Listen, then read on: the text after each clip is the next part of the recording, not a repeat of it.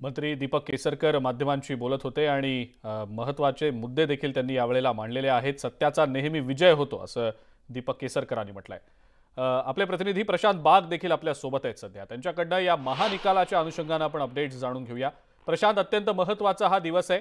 राज्याचं राजकारण भविष्यातलं कसं असेल हे दाखवणारं किंवा दिशादर्शक म्हणता येईल अशा पद्धतीचा हा निकाल आज विधानसभा अध्यक्ष सुनावणार आहेत।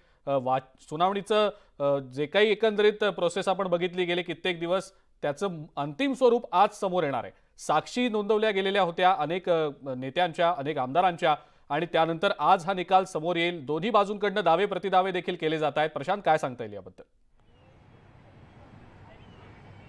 अजिंक्य, जसा तो उल्लेख केला की हा निकाल दिशादर्शक असू शकतो, हो, तर हे नक्कीच महाराष्ट्राच्या राजकारणाला दिशादर्शक असू शकतो। आणखीन आपल्या देशातल्या लोकशाहीच्या माध्यमातून 10व्या परिशिष्टीचा जो खल कायम होतोय त्याला सुद्धा हा दिशादर्शक निकाल नक्की असू शकतो। ज्या पद्धतीनं या निकालाचे सुतोवाच सकाळी विधानसभा अध्यक्ष राहुल नार्वेकर यांनी केले, यानंतर आपल्याला एक दोन गोष्टी स्पष्ट होत आहे की अधिकार कक्ष म्हणजे आमदार अपात्रता या विषयावरचा निर्णय घेण्याचा अधिकार हा सुप्रीम कोर्टाला नाहीये, तर तो विधिमंडळ अध्यक्षांनाच आहे। हा अधिकार कक्षाचा वाद हा सुद्धा या निकालातनं उद्भवत होतोय, कारण ज्यावेळेस या निकाल लागल्यानंतर सुप्रीम कोर्टामध्ये हस्तक्षेप केला जाऊ शकतो, पण या सगळ्या विषयामध्ये सुप्रीम कोर्टाविरुद्ध सुद्धा म्हणजे 10व्या परिशिष्टीवर सुद्धा अधिकार कक्ष यावरनं विधानसभा अध्यक्ष आपल्या निकालामध्ये काही टिक्चर पास करू शकतात, अशा प्रकारचे संकेत आपल्याला नक्की मिळत आहे। आपण दाखवूया दुपारी 4 वाजता, सचिन दाखवूया दुपारी 4 वाजता याच विधान भवनामध्ये विधिमंडळ अध्यक्ष राहुल नार्वेकर हा सगळ्या निकालाचं वाचन करणार आहे। या निकालाच्या सुनावणी दरम्यान जसं तू बोलला तसे अनेक महत्त्वाचे मुद्दे या सगळ्या विषयात समोर आले होते। म्हणजे ज्या पद्धतीनं बनावट कागदपत्र शिवसेना उभाटा पक्षाच्या विरोधामध्ये महेश जेठमलानी यांनी काढताना उघड केले होते, शिंदे आणि आमदारांना न्याय वागणूक न देणं, बोलण्याची संधी न देणं, अशा प्रकारच्या अनेक मुद्द्यांचा स्खल त्यांनी केला होता। इव्हन जो व्हीप व्हॉट्सअपवर पाठवला होता, आता व्हॉट्सअप ऑथेंटिकेशन याला कोणतेही सर्टिफिकेशन नाहीये, हा मुद्दा या विधिमंडळ आमदार अपात्रता सुनावणीमध्ये हा अत्यंत महत्वाचा आला होता। 21 जूनचा मुद्दा हा महत्वाचा मानला जातोय।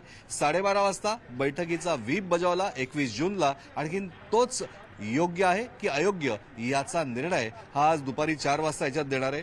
56 आमदारांच्या उपस्थितीत एकनाथ शिंदे यांना गटनेता निवडले होते, पण गटनेता पदावरून काढण्याचा ठराव जो आहे तो अल्पमतातील 16 आमदारांनी घेतला होता। हा सुद्धा मुद्दा या निकाल वाचनातला अत्यंत महत्वाचा मानला जातोय, आणि 10व्या अनुसूचीप्रमाणे कारवाई करण्याची कोणतीही तरतूदच या पूर्ण विषयात नाहीये, हा या सुनावणीमध्ये आलेला सगळ्यात महत्वाचा मुद्दा आहे। अर्थात मुद्दे हे ठाकरे गट असो का शिंदे गट असो, या दोघांच्या माध्यमातून अनेक मुद्द्यांचा उहापोह झाला, अनेक मुद्दे जोरदार मांडले गेले, पण कायद्याच्या कसोटीवर काय ठरतं आणि विधिमंडळ आणि सुप्रीम कोर्ट या दोघांचे अधिकार कक्ष जे आहेत त्या अधिकार कक्षाची मर्यादा कोणती, हा सुद्धा या निकालातनं महत्वाचा स्पष्ट होणारा मुद्दा आहे। जे संकेत आपल्याला मिळत आहेत म्हणजे राहुल नार्वेकर यांच्याकडनं जे सकाळी वक्तव्य झालं किंवा या सुनावणी दरम्यान जे आपण पूर्ण अभ्यास केला, ते या दरम्यान हा निकाल जो आहे हा निकाल दिशादर्शक असू शकतो। बघूया आपण या निकालाच्या माध्यमातून नेमक्या कोणकोणत्या बाबी समोर येतात ते। प्रशांत, धन्यवाद आपण ही जी माहिती दिली त्याबद्दल।